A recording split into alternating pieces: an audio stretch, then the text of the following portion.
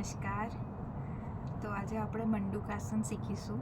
આ મંડુકાસન હું તમારા માટે ગુજરાતી ભાષામાં લઈને આવી છું, એકદમ જેથી તમને ખબર બી પડે અને તમને મજા પણ આવે કરવાની.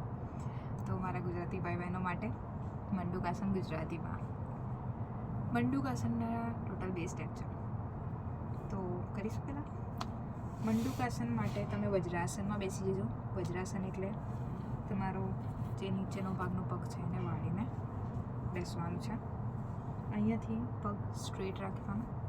ઓકે, હવે બંને નીની વચ્ચે થોડી જગ્યા રાખશું.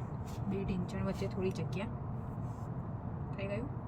વેરી ગુડ, ગુડ જોબ, સરસ. ચાલો બીજું, તમારા અંગૂઠાને આંગળીઓની વચ્ચે દબાવીને મુઠ્ઠી બંધ કરી દઈશું. હવે બંને હાથને તમારા નાભી જોડે થોડું ડિસ્ટન્સ રાખીને મૂકીશું. હવે શ્વાસ લેવાનો. હું પૂરક કહું ત્યારે અને હું રેચક કહું ત્યારે શ્વાસ છોડવાનો, અને શ્વાસ છોડતી વખતે તમારે નીચે નમવાનું. જ્યારે તમે એકદમ નીચે પહોંચી જાઓ તો તમારે શ્વાસ નહીં લેવાનો, નહીં છોડવાનો, રોકી રાખો. જો તમે રોકી શકો તો વાંધો નહીં, જો તમે લેશો તો બી કંઈ વાંધો નથી, પણ જો રોકી રાખો તો સૌથી સારું. પછી જો તમે આસન છોડી દો છો તો ધીમે ધીમે શ્વાસ લેતા લેતા ઉપર જવાનું પાછું. બરાબર? આવું આપણે 2 વખત કરીશું. ચાલો. પૂરક, રેચક,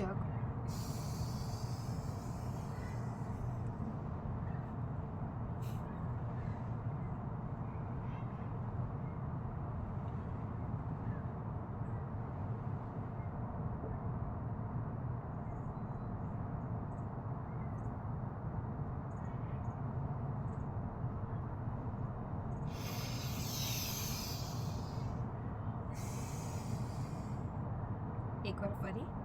પૂરક, રેચક,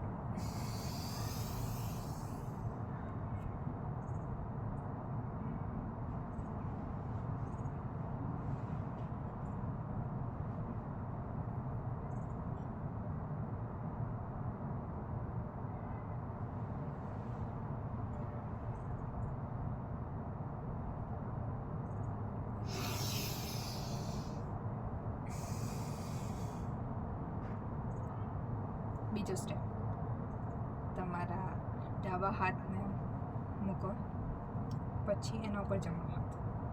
ફરીથી શ્વાસની ક્રમ એને જ રહેશે, લેવાનો, છોડવાનો, નીચે નમવાનું, બધું સેમ, ખાલી આ હાથનો સ્ટેપ બદલાશે. પૂરક, રેચક,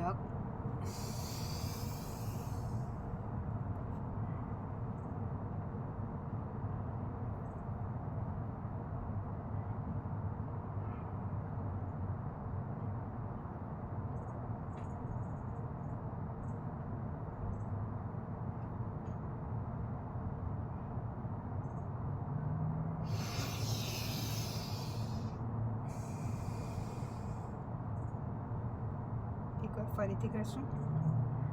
પૂરક, રેચક,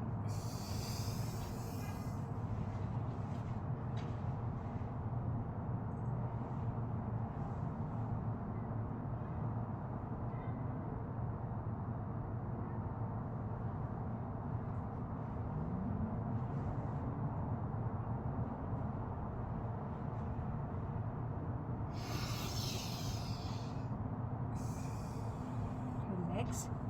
જો તમે ધ્યાનથી જોયું હશે તો જ્યારે હું નીચે નમી, નોર્મલી બધા માણસોને જ્યારે આપણે નીચે નમવાનું કહીએ તો એ આમ કરીને આમ નમી જાય છે. એકદમ ખોટી રીત છે નમવાની. સાચી રીત છે સૌથી પહેલાં સ્ટ્રેટ થવું. ઓકે, અને નમવાની ટાઈમે તમારા જે શોલ્ડર છે એને પાછળ રાખવા. ઓકે, અને પછી છાતીના ભાગથી પહેલાં નમવું અને પછી માથાને અડાવવું. આ સાચી મેથડ છે નીચે નમવાની, જેનાથી તમારા બેક પેનનો પ્રોબ્લેમ પણ ના રહે. જે રીતે આપણે હાલ નમીએ છીએ નોર્મલી ડાયરેક્ટ, એનાથી તમારા બેક પેનનો પ્રોબ્લેમ પણ થઈ શકે છે, પણ આવી રીતે નમવાથી તમારા બેક પેનનો પ્રોબ્લેમ નથી થતો. હવે આ આસનના બેનિફિટ્સ શું છે? તો મંડુકાસન કરવાથી ડાયાબિટીસ માટે સૌથી ઉત્તમ આસન છે આ. તમને ખબર હશે કે ડાયાબિટીસનો રોગ ઘરે ઘરે આવે છે, દરેકના ઘરમાં એક તો ડાયાબિટીસ પેશન્ટ મળે જ છે. તો આ સૌથી ઉત્તમ આસન છે ડાયાબિટીસના પેશન્ટ માટે.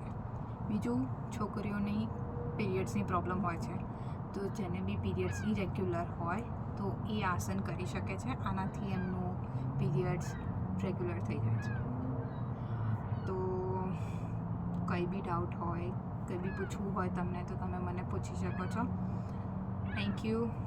ધન્યવાદ.